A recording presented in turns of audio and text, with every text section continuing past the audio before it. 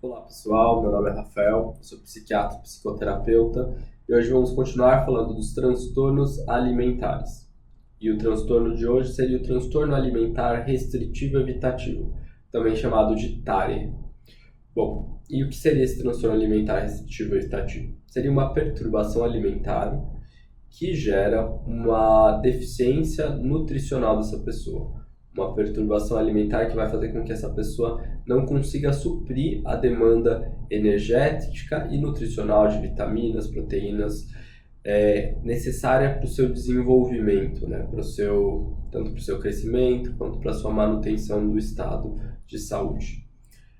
Quando a gente pensa em transtorno alimentar restritivo e evitativo, frequentemente a gente pensa em crianças, mas não acontece somente em crianças. Eu volto a falar um pouco mais desses detalhes ao final do vídeo. Mas então, o que seria essa perturbação alimentar, né? Porque perturbação alimentar é muito genérica. Então a gente define essa perturbação em 3 tipos de perturbações.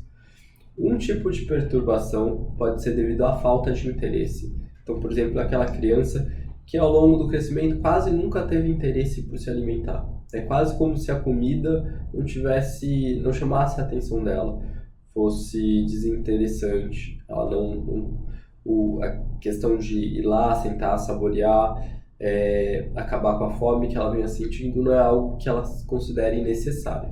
Então essa é uma possível causa dessa perturbação alimentar. Uma outra, frequentemente, que esses pacientes descrevem é o que a gente chama de esquiva fóbica, né? Que seria meio que a forma de fugir de algo que te dá muito medo. Então, nesses pacientes, eles têm um certo medo mesmo da alimentação.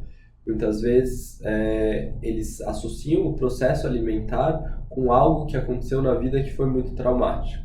Um exemplo simples, mas talvez ilustre um pouco disso, é alguém que, por exemplo, ao comer uma refeição ali, um alimento que estava estragado, que estava contaminado, desenvolveu um quadro aí gastrointestinal importante, com vômitos, náusea, passou muito mal, talvez precisou ser internado. E todo esse sofrimento, né, que esse alimento estragado ou contaminado gerou, talvez possa ter desencadeado uma espécie de um trauma mesmo, né, um medo que essa pessoa vai ter de se alimentar. Porque sempre quando ela olha para alguns alimentos, ela faz essa associação de que o alimento em si, né, pode causar uma doença muito grave, um sofrimento muito importante. Então essa seria uma segunda causa dessa perturbação alimentar. E a terceira, que está relacionada aos aspectos físicos daquele alimento e aos aspectos sensoriais daquele alimento em contato com os nossos sentidos, né?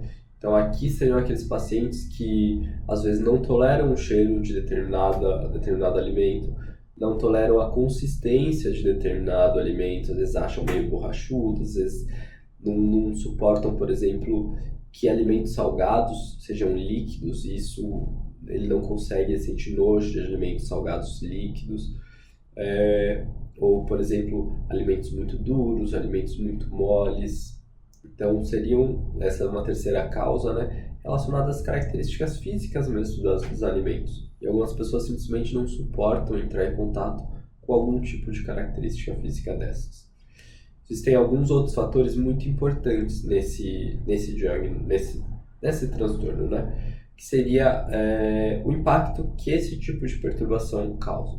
Se você simplesmente não gosta de comer algo líquido, mas você está se desenvolvendo bem, seu cardápio é bem variado, tirando esses líquidos, não teria grande repercussão.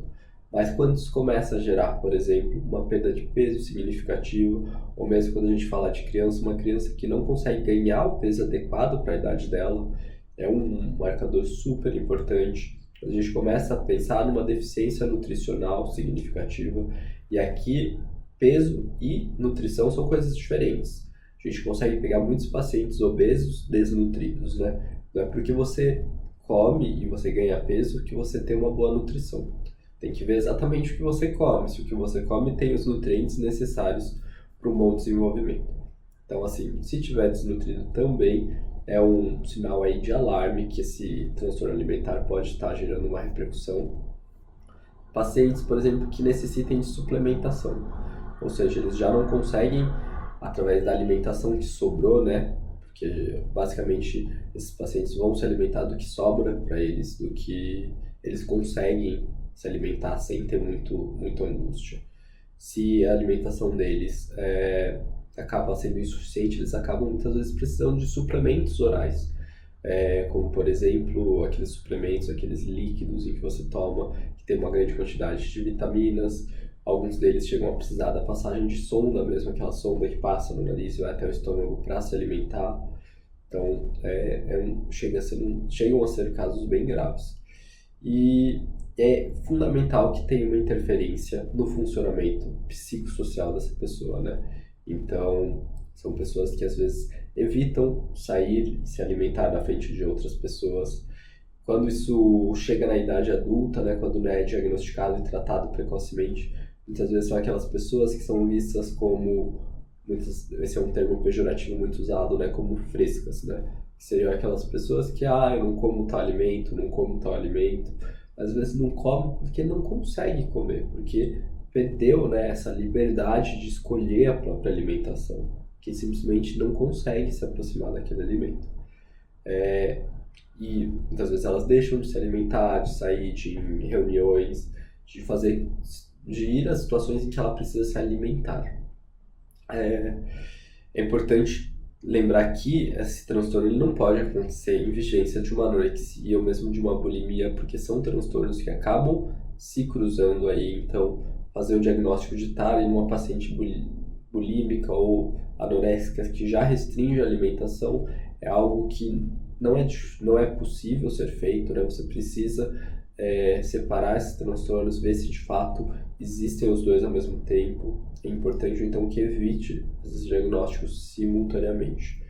É importante também que esses sintomas eles não sejam algo normal da cultura do indivíduo, né? Se a gente pega, por exemplo, um índio que vive numa tribo indígena, talvez ele tenha um tipo de alimentação completamente diferente da nossa e não tolere comer, por exemplo, uma lasanha ou um estrogonofe. Talvez para ele seja muito aversivo essa nova alimentação. Ele estava acostumado a alimentos mais produzidos naquela sua região. E aí a gente usa esse exemplo não porque reflete mais a situação do nosso país, mas quando você desloca alguém da cultura em que ela estava para colocá-la em outra, não dá para falar que o que ela tem nessa versão, a alimentação dessa nova cultura, seja um transtorno, mas sim algo natural da sua cultura mesmo, da sua origem.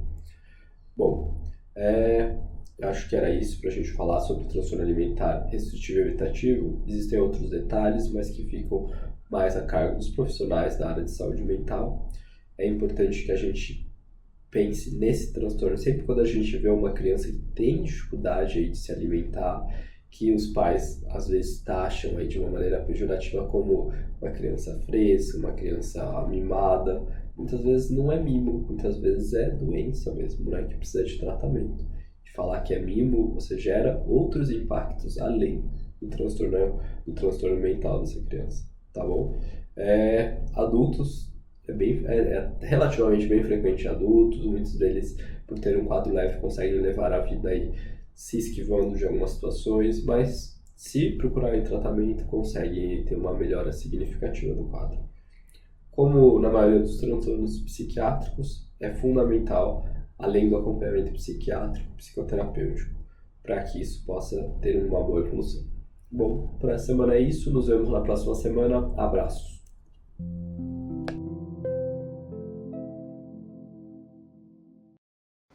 Se você quer saber muito mais sobre bem-estar e saúde mental, não esqueça de se inscrever no nosso canal e fique por dentro das novidades dos psiquiatras e psicólogos da equipe Mancini.